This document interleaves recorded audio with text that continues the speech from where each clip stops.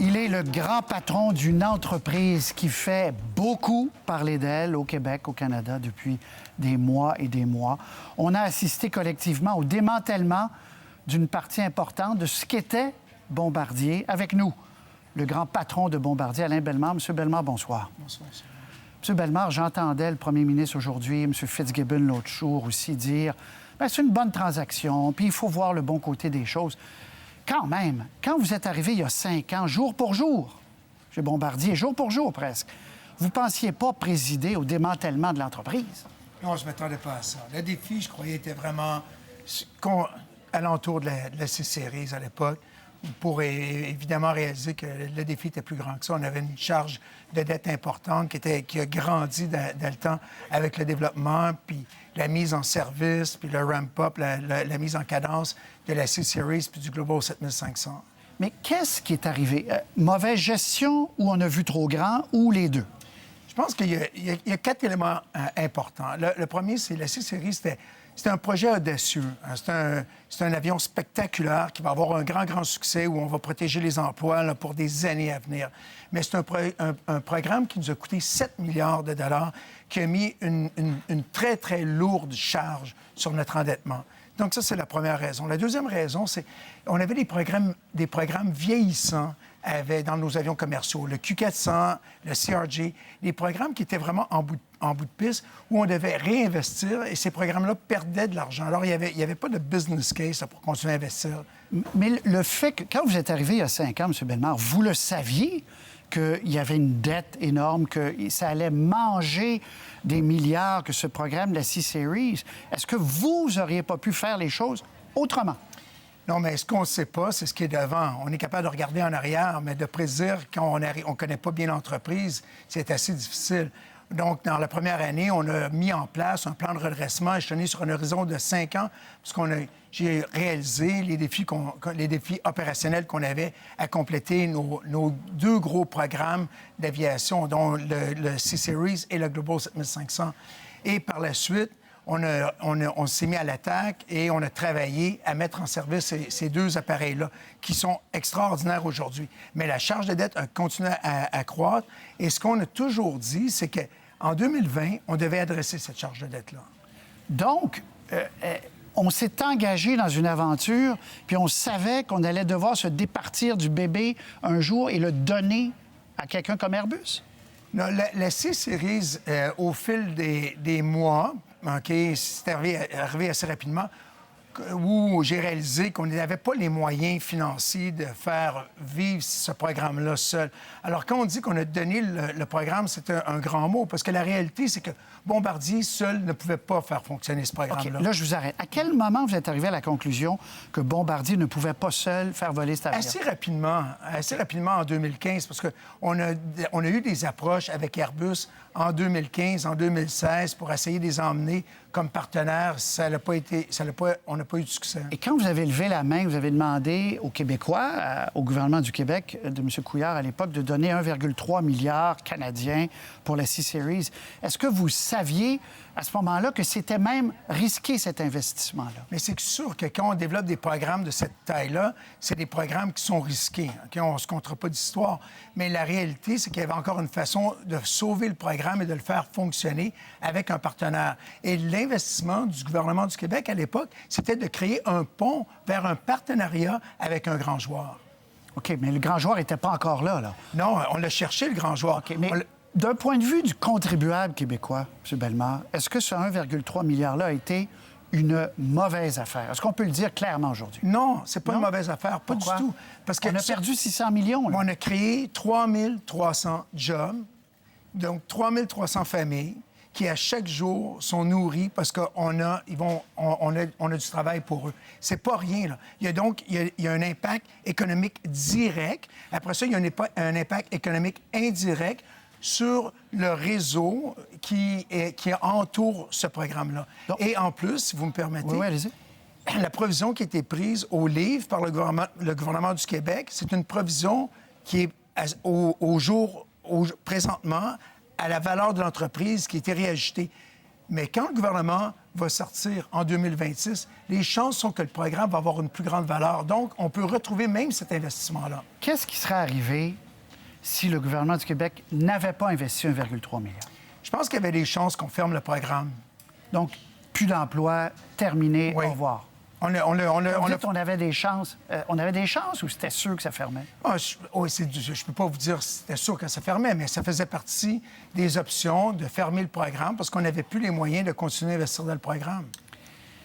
Bon, ça, c'est l'aventure des avions. Puis on va voir si Airbus va garder les emplois à Mirabel ou pas pendant très longtemps. On le souhaite. Non, mais il y a un commitment, il y a un engagement. là. C'est très important de comprendre qu'on a mis en place la co-entreprise avec Airbus. Ils se sont engagés à garder le siège social de ce créneau d'avion-là de 100 à 150 places à Mirabel pour 25 ans. Bon, les trains. Parce que là, il y a les avions. On renonce à ce rêve-là quand même de piloter, dans tous les sens du mot, ce nouvel appareil commercial, d'avoir les deux mains sur le volant, d'être propriétaire. On ne l'est plus. Les trains, c'est la même chose. Pourquoi vous avez été obligé de bazarder à ce point toute l'entreprise? La dette était tellement grande qu'il a fallu qu'on vende toute la maison. Oui, on n'avait plus la capacité financière de supporter cette charge de dette-là. On a 9,3 milliards de dollars de dette. On avait aussi un instrument de la caisse de dépôt dans le train qui, aujourd'hui, on l'a vu, vaut 2,3 milliards de dollars US lorsqu'ils ont investi 1,5 milliard de dollars. Donc, pour nous, notre dette totale était de plus de 12 milliards de dollars. On avait deux belles business, les avions d'affaires et les trains, et on devait prendre une décision à savoir comment on pouvait accélérer le remboursement de la dette. Qu'est-ce qui reste, là? Il reste les avions d'affaires. C'est tout. Mais c'est beaucoup. Merci de me poser la question, les gens. Qu'est-ce qui reste de ce joyau? C'est les avions d'affaires. Oui, mais les avions d'affaires, là, c'est des revenus de 10 milliards de dollars canadiens, 7 milliards de dollars US.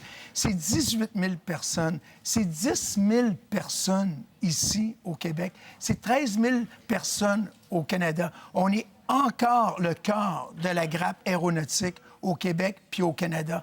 On est le plus grand joueur mondial dans les avions d'affaires. On est deux au top des avions d'affaires. Et on a des produits qui sont exceptionnels, puis on vient de sortir d'un cycle d'investissement majeur. Alors, c'est pas rien. C'est une super belle entreprise. Il y a quelqu'un qui a comparé Bombardier aux Canadiens de Montréal dans le domaine de la business, de l'industrie. Puis on a l'impression que non seulement on ne fait pas les séries, mais que l'équipe a été vendue. C'est ça l'impression qu'on a. Comprenez que le Bombardier qu'on a connu, qu'on a rêvé, n'existe plus quand même. Mais je pense que Bombardier, maintenant, on tourne la page, on complète. Aujourd'hui, on complète notre plan de redressement, ce qui est vraiment une bonne nouvelle en soi, et on ouvre un nouveau chapitre qui va être focusé sur une entreprise qui est solide, les avions d'affaires, créatrice de richesse, et qu'on est capable de continuer à faire croître parce qu'on a une situation financière qui est adressée. Bon. Qui est plus saine. Quand la C-Series était vraiment dans une période extrêmement difficile, quand vous avez levé la main et que les contribuables ont accepté d'aider Bombardier, ce qui a beaucoup choqué les gens, c'est les salaires des hauts dirigeants. Le vôtre, en commençant. Pour reprendre l'analogie de hockey, vous êtes payé comme un marqueur de 50 buts à 12, 13, 14 millions par année. Puis depuis 5 ans, vous n'avez pas scoré tant que ça, là, en termes du grand public. Est-ce que ça, il n'aurait pas dû avoir une prudence, une morale même, pour que le conseil d'administration et vous vous disiez « Hey, les boys, on peut-tu en laisser un peu pour les autres secteurs? » Je pense qu'il y a 2-3 points importants là-dedans. Un, mon salaire, je ne le décide pas. Okay? C'est décidé par le conseil d'administration, puis c'est basé sur des comparables dans l'industrie. La deuxième chose, c'est mon salaire est basé sur la performance de l'entreprise. Donc, lorsque l'entreprise ne performe pas, moi non plus, j'en bénéficie pas. Et troisièmement, je pense que j'ai rentré dans une situation où il y avait un redressement qui était vraiment, vraiment profond, qui était vraiment demandant, exigeant. Et on a bâti une équipe spectaculaire pour travailler avec moi, pour redresser l'entreprise. Puis aujourd'hui, je suis vraiment fier de dire qu'on a mis Bombardier à une bonne place. Non, je comprends, mais aujourd'hui, avec le recul, Puis je ne parle pas que de votre salaire, mais aussi, à un moment donné, on a vendu 30 millions d'actions, là, les dirigeants.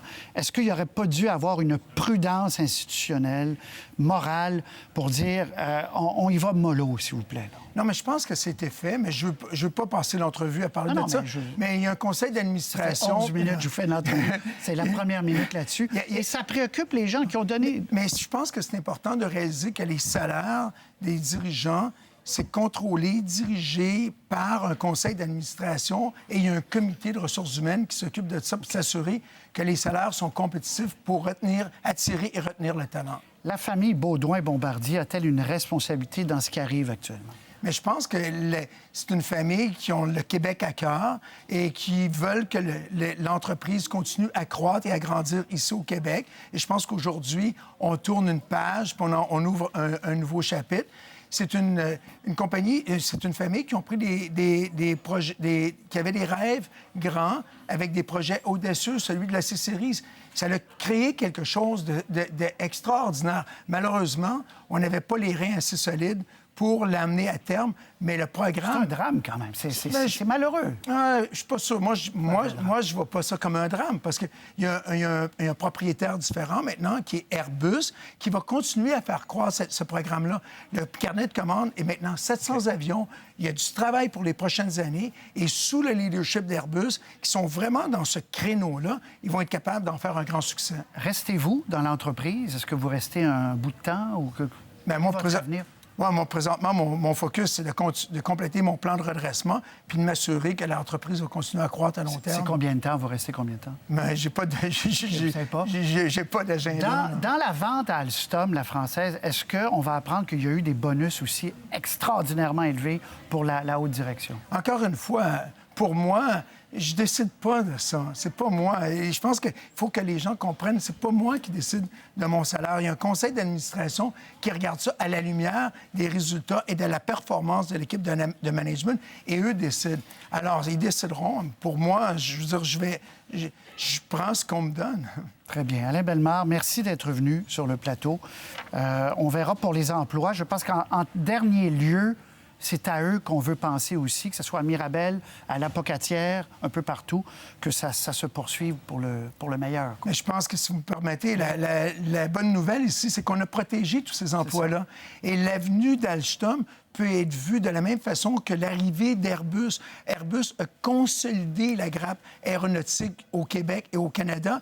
Airbus arrive, c'est une compagnie très importante au niveau du transport sur rail, va être capable de créer des opportunités pour Saint-Bruno, pour la Pocatière, pour nos opérations ici, puis utiliser les connaissances et le savoir qu'on a ici au Québec. Souhaitons-le. Merci beaucoup, M. Bellemare. Merci à vous. Merci. Merci, M. Roy.